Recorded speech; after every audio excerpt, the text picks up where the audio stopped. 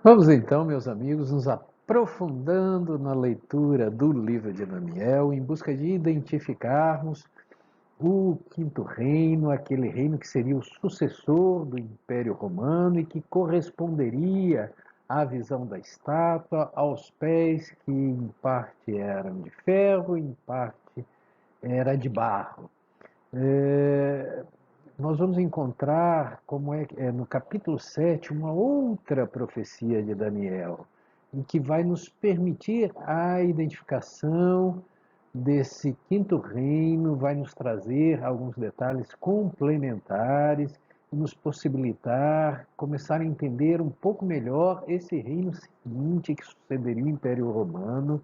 É, e enquanto você foi informado no capítulo 2 a respeito da interpretação que Daniel faz acerca do sonho do rei de Nabucodonosor, que é aquele sonho com a estátua de ouro e cada parte da estátua corresponderia a um metal e correspondente então aos reinos da antiguidade que iriam suceder o Império Babilônico. No capítulo 7, Daniel vai informar que ele mesmo teve uma visão em sonho.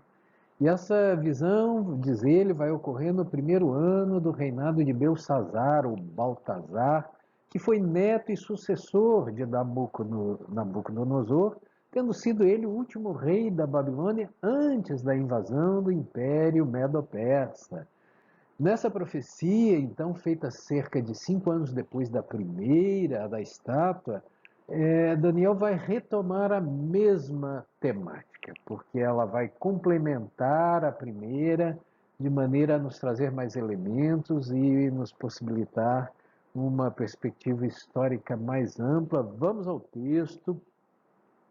Diz Daniel 7, a partir do versículo 1, no primeiro ano de Belsazar, rei da Babilônia, teve Daniel um sonho e visões da sua cabeça quando estava na sua cama, acordou, escreveu logo o sonho e relatou em súmula o que havia sonhado. Falou Daniel e disse: Eu estava olhando na minha visão da noite, e eis que os quatro ventos do céu agitavam o mar grande. E quatro animais grandes, diferentes uns dos outros, subiam do mar. Animais esses que estão representados por essa figura aí do slide. Notem então que nessa primeira parte do relato, Daniel vai já nos trazer alguns elementos eminentemente alegóricos, a figura dos quatro ventos do céu, que se agitavam no mar grande, alegoria representativa, respectivamente, a ideia dos ventos que se agitam nos céus, vai remontar à ideia de espírito, né?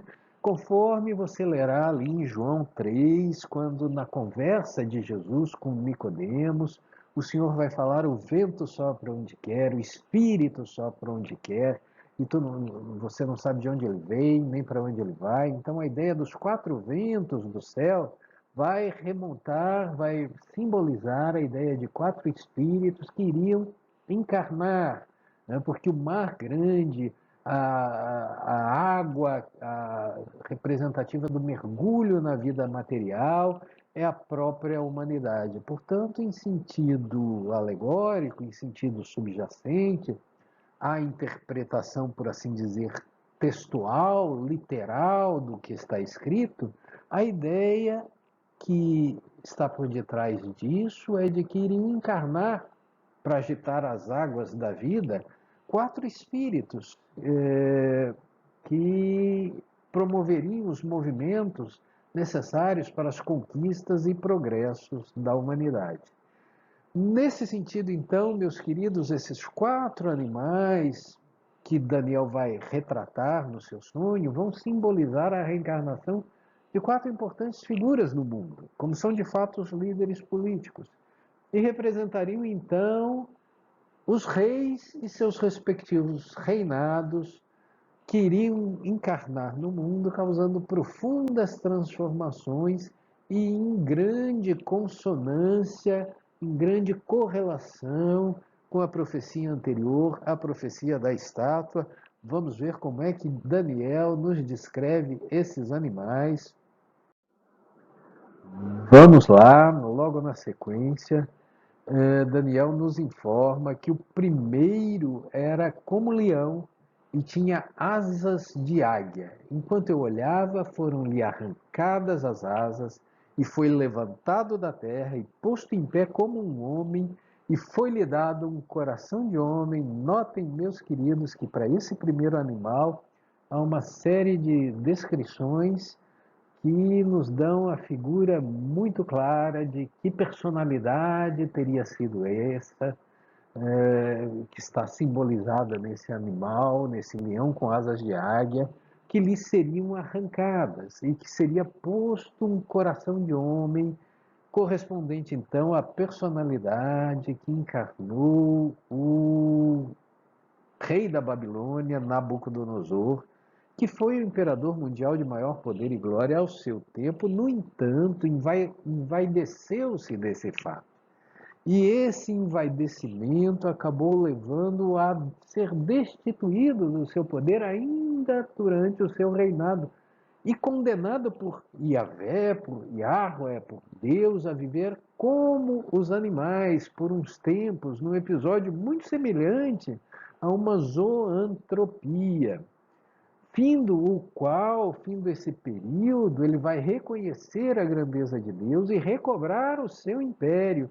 E essa história você vai conferir ali no capítulo 4 do livro de Daniel, num texto atribuído a um depoimento do próprio rei. Portanto, o primeiro animal, o leão, que perde as asas, que lhe são arrancadas, mas que depois, posteriormente, é posto de pé, retoma o seu reino, e é lhe dado um coração de homem, e ele se converte ao Deus de Israel, corresponderia então, haveria uma correlação com a primeira parte da estátua, tratando-se da Babilônia e do seu rei Nabucodonosor. Daniel prossegue, dizendo que continuou olhando em seu sonho, e eis que viu surgir um segundo animal semelhante a um urso, o qual se levantou de um dos seus lados, tendo na boca 3 costelas entre os seus dentes. E foi-lhe dito assim: levanta-te e devora muita carne. Meus queridos, a imagem do urso que tinha na boca as 3 costelas entre os seus dentes corresponderia então à personalidade do rei persa Ciro II o Grande e, por conseguinte, ao Império Medo-Persa. As 3 costelas que ele traz em sua boca, em sua mandíbula, corresponderiam então às 3 principais conquistas desse grande império para estabelecer a sua hegemonia mundial, a Lídia em 547 a.C., a Babilônia em 539, por fim o Egito em 525 a.C., nações que foram conquistadas por Ciro, rei da Pérsia, levantou-se de um dos seus lados, faz menção a essa junção, a esse duplo reino da Média e da Pérsia, né? Sendo o imperador, o Ciro, o rei persa, o responsável pela libertação do povo hebreu do cativeiro, ordenando o retorno deles a Jerusalém e participando, inclusive, na reconstrução do templo, mediante recursos e ordens que emanou do seu império. Prossegue Daniel, meticulosamente detalhando o seu sonho, dizendo que depois disso ele continuou olhando. Eis que outro animal surgiu semelhante a um leopardo, que tinha 4 asas de ave nas suas costas, e tinha também este animal 4 cabeças, e foi-lhe dado domínio. Percebam, meus queridos, que esse leopardo de 4 cabeças, com 4 asas de ave em suas costas, corresponderia então à personalidade do rei Alexandre Magno o Grande e ao Império Greco-Macedônico que sucedeu o Império da Medo-Pérsia. As asas de águia representam a agilidade, a rapidez com que Alexandre Grande empreendeu o seu grande poderio, o seu grande domínio entre as nações. No entanto, Alexandre viveu muito pouco, morreu cedo, e seu reino foi dividido entre 4 generais ou sucessores, os diádocos, que receberam cada um 4 partes do seu reino, os reinos helenísticos da antiguidade, Cassandro, Lisímaco, Ptolomeu e Seleuco, Ptolomeu do Egito, Seleuco, o Império Seleucida. Daí então o leopardo ter 4 cabeças, representativos então da divisão do reino do domínio da Grécia, do Império Greco-Macedônio, e em virtude da morte rápida de Alexandre o Grande. Por fim, diz Daniel, que continuou olhando nas visões da noite e constatou que vinha um 4º animal, terrível e espantoso, e muito forte, o qual tinha dentes grandes de ferro, que devorava e fazia em pedaços, e pisava sobre os pés aquilo que sobejava. Diz ele, era diferente de todos os animais que apareceram antes, e tinha 10 chifres na sua cabeça. Este 4º animal, dentro da linha do tempo, da história, ele não vai ser precisamente identificado por Daniel. Percebam, meus queridos, nas imagens, que Daniel se refere primeiro a um leão, depois a um urso, em terceiro a um leopardo, mas o 4º animal não é identificado por Daniel. Dele é dito apenas que era diferente dos anteriores e que tinha 10 chifres na sua cabeça. E seria equiparável a uma besta fera, porque seria um animal terrível, espantosamente forte, devorador e que ainda fazia em pedaços e pisava sobre o que restava. Essa descrição não irá corresponder a uma pessoa específica, em razão de que o Império Romano não esteve personificado em um único imperador, mas em diversos Césares. Então, o 4º animal seria representativo ao Império Romano dos muitos generais ou dos muitos Césares, correspondendo então às pernas da estátua, as pernas de ferro. No entanto, ainda ficamos relativamente, fica ainda relativamente obscuro o 5º reino que sucederia o Império Romano. Porque se não vejam comigo aqui, na correlação entre as duas profecias, a primeira trazida a partir da interpretação do sonho do rei Nabucodonosor, no capítulo 2, a profecia da estátua, com a correspondência que é feita a partir da visão de Daniel, também uma visão onírica, no capítulo 7, você vai perceber que o primeiro reino interliga a cabeça de ouro da estátua com o leão alado e com o coração de homem, em alusão ao Império Babilônico de Nabucodonosor, que tomou o protagonismo dos impérios da antiguidade a partir de 605 a.C. O 2º reino interligaria e conectaria o peito e o braço da estátua com a figura do urso, com 3 costelas na boca, correspondendo então ao Império da Média e da Pérsia, personificado no rei Ciro II, que destrona a Babilônia a partir do ano de 539 a.C. O 3º reino vai então conectar o ventre e as coxas de cobre da estátua com a figura do leopardo de 4 cabeças, correspondente então ao Império Greco-Macedônico de Alexandre Magno, que foi, a partir da sua morte, dividido entre seus generais, correspondendo então, competindo a cada um, em 4 partes ele foi dividido a cada um das suas conquistas a um desses generais. Isso se deu a partir do ano de 331 a.C. E, por fim, o 4º reinado, representado pelas pernas de ferro da estátua e pela besta fera de 10 chifres, corresponderia justamente ao Império Romano, que teria se instalado no ano de 168. A questão que fica e é a que nós trazemos da videoaula anterior, e o quinto reino? Que reino seria esse? Aquele que sucederia o Império Romano e que levaria ao final dos tempos ou das eras e que, por final, seria sucedido pela intervenção daquela pedra, primeiro sonho que atingiria a estátua nos pés, dando a entender então a existência de um sexto reino, que seria o reino final. Mas antes de chegarmos no sexto, precisamos entender o quinto. Qual foi esse reino que sucedeu o Império Romano? Onde podemos encontrar nessa profecia as referências a esse respeito?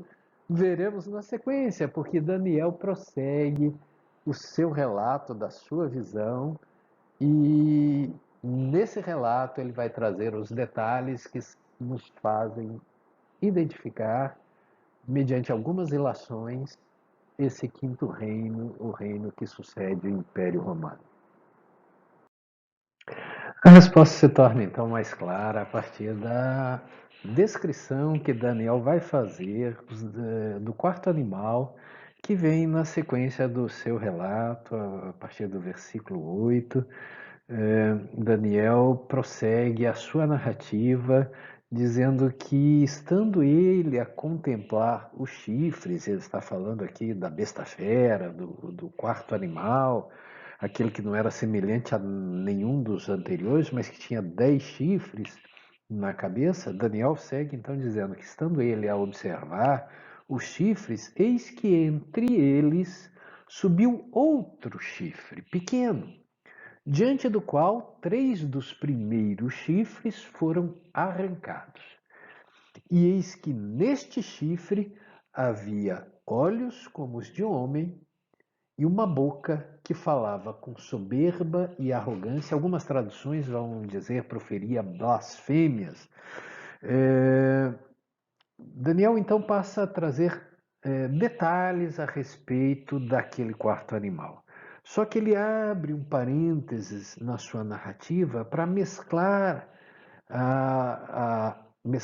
a descrição daquele animal elementos escatológicos. Ele vai trazer a ideia nítida e clara de um julgamento que vai remeter à escatologia futura, ao final dos tempos. Perceba, versículo seguinte: enquanto eu pasmo, admirava esses animais, eis que foram postos uns tronos e um ancião de dias ou um ancião de anos se assentou. A sua veste era branca como a neve e o cabelo da sua cabeça como a pura lã. E seu trono era de chamas, de fogo, e as suas rodas de fogo ardentes. Um rio de fogo manava e saía de diante dele, e milhares o serviam, e milhões assistiam diante dele. Assentou-se então o juízo e abriram-se os livros. Percebam que há aqui uma descrição nítida e clara de um julgamento que vai se iniciar, e esse julgamento está inserido dentro desse contexto, dentro dessa visão onírica.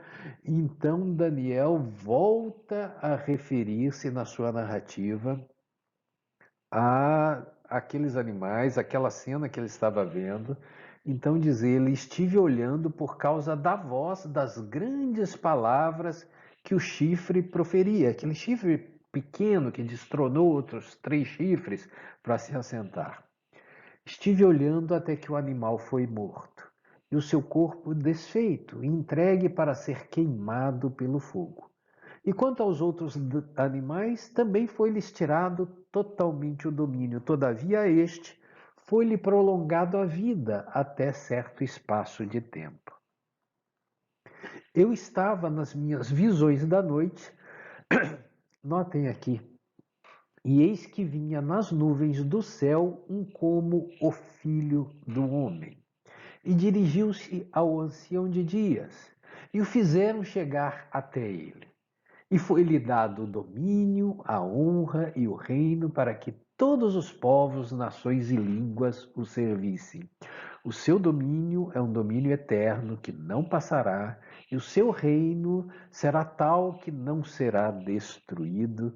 Meus queridos, nessa altura dessa leitura, vocês certamente já terão associado a esta figura que Daniel traz como sendo alguém como o filho do homem, vocês hão de ter se lembrado de como Jesus muitas vezes se referiu a si mesmo como sendo o Filho do Homem.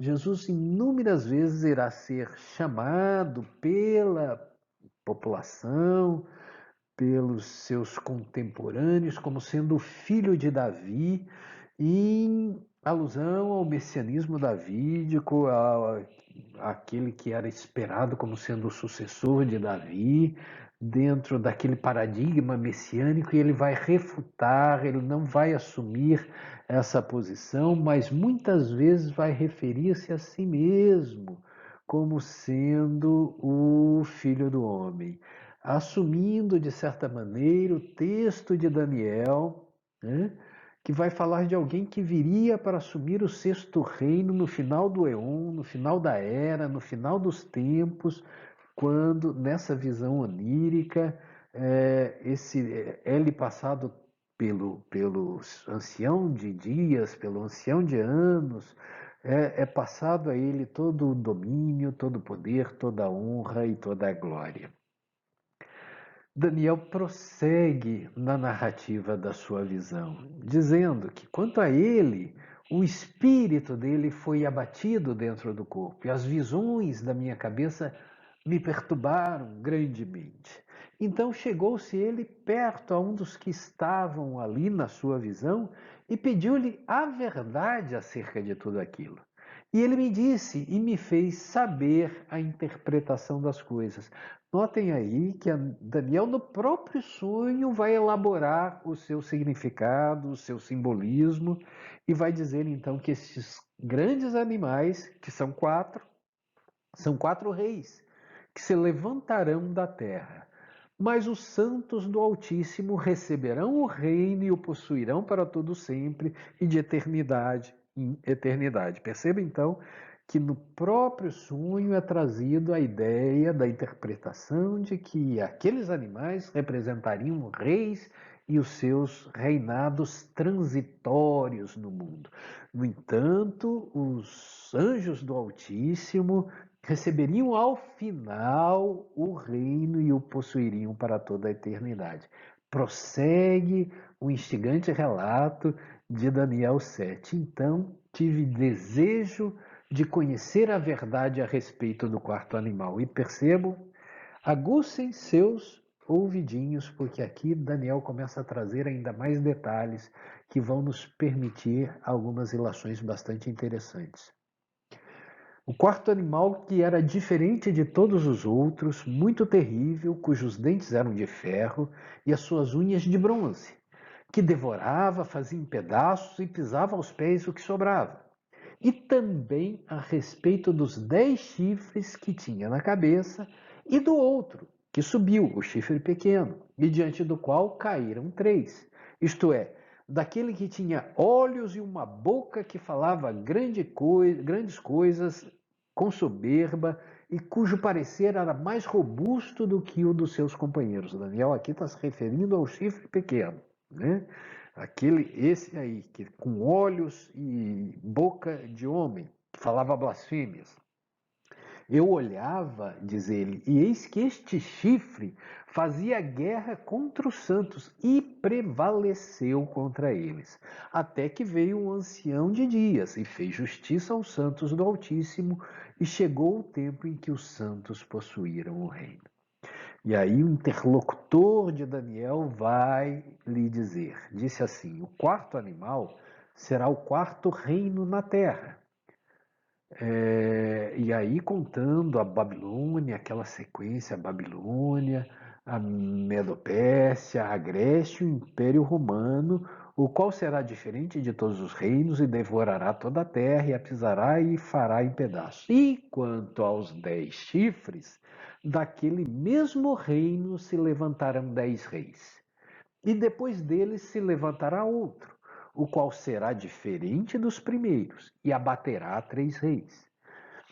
E proferirá palavras contra o Altíssimo, e destruirá os santos do Altíssimo, e cuidará em mudar os tempos e a lei.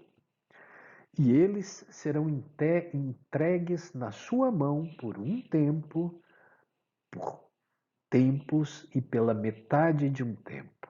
Um tempo, tempos e a metade de um tempo. Mas o juízo será restabelecido.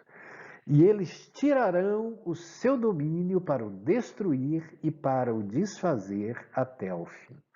E o reino e o domínio e a majestade dos reinos debaixo de todo o céu serão dados ao povo dos santos do Altíssimo. E seu reino será um reino eterno, e todos os domínios o servirão e lhe obedecerão.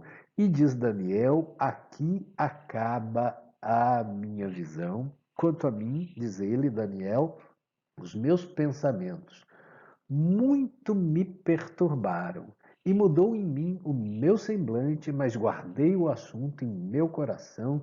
Meus queridos, percebam que no próprio sonho Daniel é informado a respeito dos reinos que se levantarão sobre a terra, mas aquela pergunta acerca do quinto reino vai ser extraído a partir do quarto animal, dos seus chifres, e nós vamos ver o significado disso logo na sequência. Percebam então, meus queridos, que Daniel é informado no próprio sonho que aquela figura onírica, que aquela visão onírica corresponderia, cada um daqueles animais corresponderiam a reis e remontariam aos seus próprios reinos, que comporiam os reinos da antiguidade, que se levantariam sobre a terra e que prevaleceriam durante alguns tempos, e nós já conseguimos perceber isso na imagem da estátua, na interpretação do sonho da estátua, chegando até o Império Romano. No entanto, Daniel passa na profecia dos 4 animais a fazer uma descrição mais minuciosa desse quarto animal, diferente de todos os outros, não personificado em ninguém, né? Correspondendo então ao Império Romano, mas com 10 chifres na sua cabeça. O que isso nos traria de elementos para que a gente possa entender?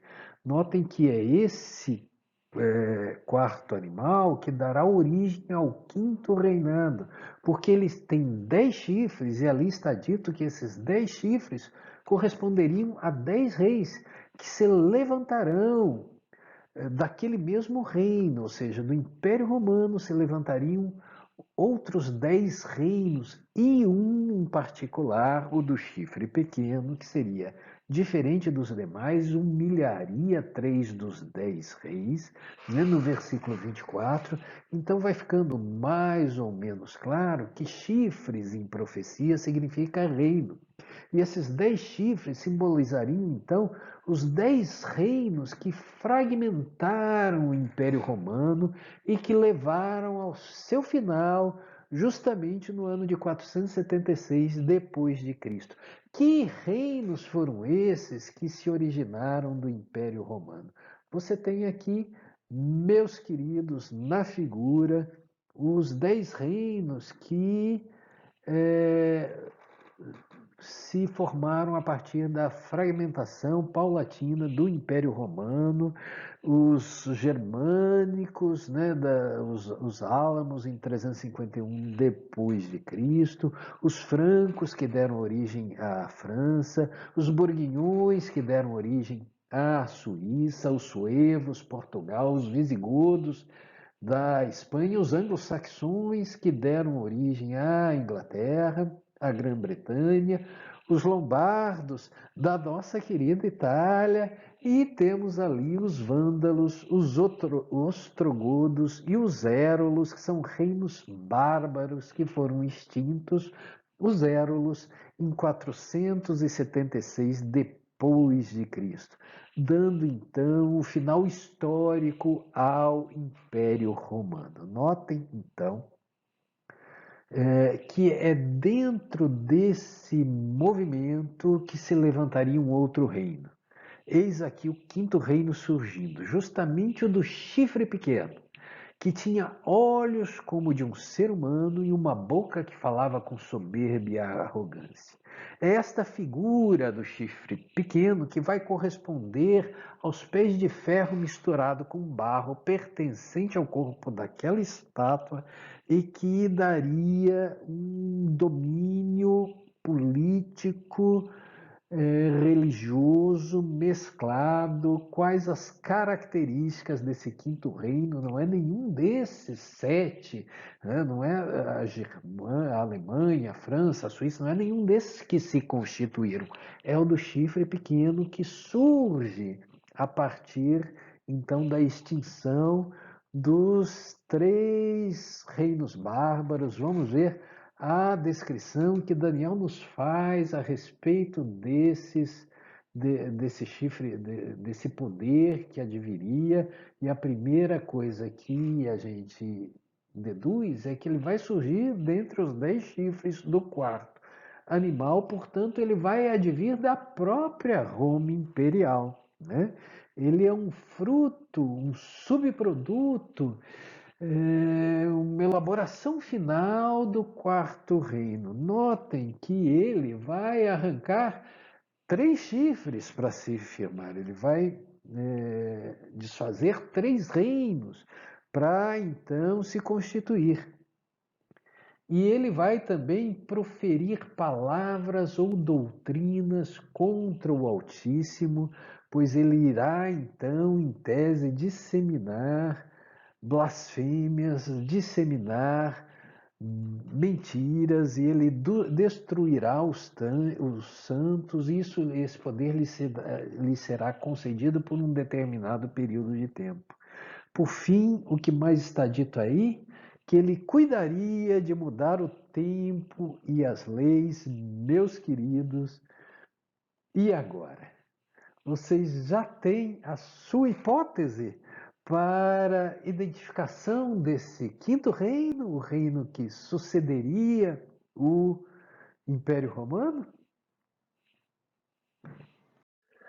Meus queridos, espero que isso não lhe pegue de surpresa e que você por si mesmo já tenha conseguido fazer a identificação desse quinto reinado, mas eu vou lhe dizer que muitos estudiosos dessas profecias da Reforma Protestante para frente, aí incluídos Martinho Lutero, Isaac Newton e Emmanuel no seu livro A Caminho da Luz, por exemplo, tem apontado no Consolador, tem apontado a Roma Papal como sendo este quinto reino assolador que está representado pelo chifre pequeno deste quarto animal, e que seria então o desdobramento ou a sucessão do Império Romano. A Roma pagã seria sucedida pela Roma Papal como quinto reino de domínio mundial, representando esse reino, o penúltimo, aquele que levaria ao final dos tempos. A Roma Papal tem a sua origem histórica a partir da instituição do cristianismo como religião de Estado pelo Império Romano, quando o imperador Constantino, em 380 depois de Cristo, estabelece então a religião cristã como a religião universal, a religião de Roma, a religião do Estado romano, mas ele somente irá se consolidar depois que as 3 tribos bárbaras arianas foram extintas para então ele se firmar. A última tribo a ser extinta pelo papado foi a dos ostrogodos em 538 depois de Cristo, e então este reino seria um reino que surgiria dentro daquele contexto de fragmentação, de perda do poder do Império Romano, mas viria como uma mutação dele. Né? Esse quinto reinado seria, portanto, um reino dividido, porque exerceria um poder conflituoso com duas naturezas bem distintas, uma material e outra espiritual. Por isso seria diferente dos anteriores, puramente materiais. O que se depreende então e corresponde dos pés de barro, metade de ferro da estátua do sonho de Nabucodonosor. Seria um reino em que as questões materiais, as questões políticas, estariam mescladas, misturadas com as questões religiosas ao longo dos séculos, e foi assim ao longo de toda a Idade Média, em que buscou-se conciliar em alianças os interesses transitórios e terrenos, mesclados pela autoridade divina da qual ele se investiu, permeado por conchavos de natureza espiritual, e Roma, de fato, a Igreja Romana vai abrir mão e tentar mudar. Lembra-se que está ali, está dito que eles mudariam o tempo e a lei. O tempo está aí o calendário gregoriano, né? Que não nos deixa mentir, como também a lei, é, havendo modificações em relação à doutrina original, à doutrina cristã. E mesmo aos 10 mandamentos, a Igreja Romana deu umas mexidinhas no sentido de adaptar para fazer caber em algumas de suas práticas, né, como a adoção de ritos e práticas pagãs na sua no seu ritualismo, né? A adoção do domingo do Senhor em oposição, em detrimento do Shabat judaico, né? A presença da imagens de santos em seus templos. No entanto, esse poder somente se consolida no ano de 607, ano em que o imperador bizantino Focas passou a ser intitulado como bispo universal de Roma, constituindo então ou consolidando a instituição do papado, inaugurando oficialmente o quinto e penúltimo dos reinos transitórios da humanidade. Portanto, segundo a interpretação adotada pela maioria dos estudiosos das antigas escrituras, também os espíritas, este quinto e novo reino, representado pelo chifre pequeno, foi a Igreja Romana. A nova Roma do sistema eclesiástico institucionalizado através do papado, a nova Roma fazendo do cristianismo a religião oficial, a religião do Estado. Até quando duraria esse reinado? Por qual outro ele seria sucedido? Notem, lembrando da estátua de Nabucodonosor, esse reino vai ser destruído por uma pedra que, sem mãos humanas, vai atingi-lo nos pés. Quando isso se daria, isso já ocorreu, quando isso se dará e que reinado será esse? Essa é a matéria da nossa próxima videoaula. Meus queridos, um abraço e até a próxima.